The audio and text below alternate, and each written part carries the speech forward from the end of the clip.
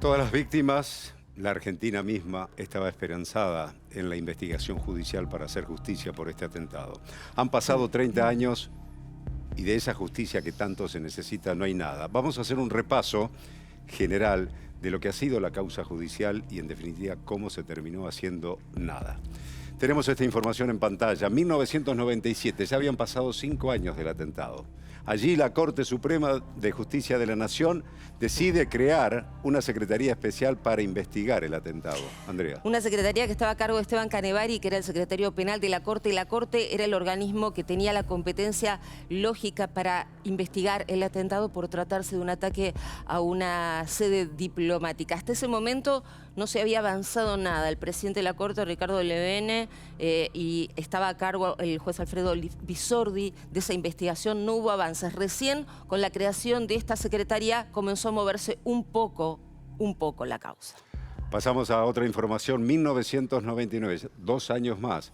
Se determina que fue un cargamento de pentrita y trinito tolueno en una camioneta Ford F100, lo que detonó el edificio. Recién ahí se determinó, en principio la Corte dice, pasó esto. Exactamente, porque hasta ese momento parte de la formación anterior de la investigación llevada a cabo, como decíamos, por los jueces Levene y Bisordi, intentaban imponer la teoría de una implosión, de que en realidad los explosivos estaban adentro de la embajada y que habían sido ingresados con la excusa de reformas que se estaban haciendo en el edificio. Eso quedó descartado, se determinó finalmente que fue una bomba que ingresó con una camioneta que impacta contra la sede de la embajada. Bien, siguen pasando los años. Allí en 1999 la Corte responsabiliza a la Yihad Islámica, brazo armado de Hezbollah, y pide la captura internacional de Imad Mughniyeh. Exactamente, la Corte finalmente dice quién es el culpable. Claro, lo dice, no puede hacer mucho más, no se hizo mucho más, no hubo detenciones. Este pedido de captura se libró, pero finalmente cayó porque este personaje, este hombre que era un hombre fuerte de Hezbollah, Imad Mughniyeh, en realidad termina muriendo en un atentado en 2008 en Damasco. Y con él parecía que ya no se iba a avanzar mucho más en la captura y en la detección de quién eran las caras del atentado.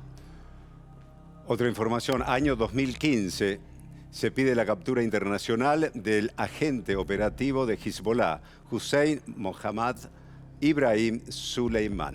Se pide la captura de este hombre cuando la Corte determina que hay elementos suficientes que se han recolectado. Fíjense, el atentado fue en el 92, en 2015.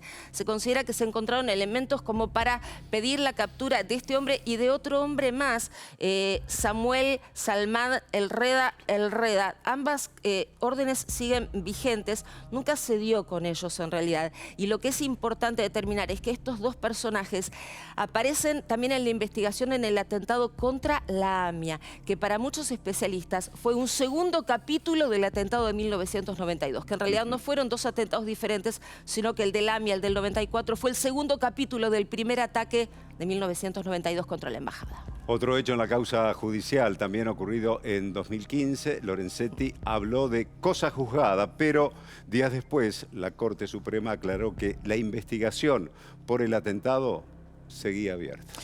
Fue un muy mal momento para los familiares escuchar de boca de quien entonces era el presidente de la Corte decir que esto era cosa juzgada. En realidad, días después, la Corte tuvo que salir con una acordada a aclarar que la investigación seguía abierta. No solo por el atentado a la embajada, sino también por el de la AMIA, porque algunos de estos personajes que mencionábamos antes fueron también señalados como responsables por la AMIA por haber ingresado los explosivos vía Brasil que terminaron detonando contra la Mutual Judía. En las imágenes que vamos a ver ahora, podemos decir, y tiene el nombre el clip, de Las huellas del terrorismo sigue entre nosotros, Andrea.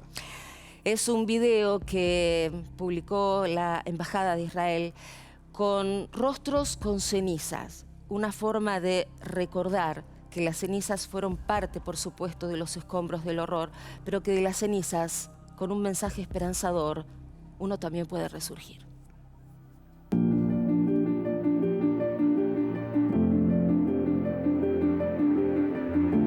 El 17 de marzo de 1992, un atentado terrorista contra la Embajada de Israel en Buenos Aires dejó 29 muertos y más de 200 heridos.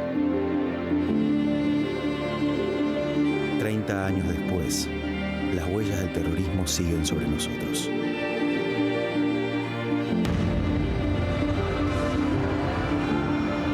...17 de marzo... 30 años del atentado terrorista a la Embajada de Israel.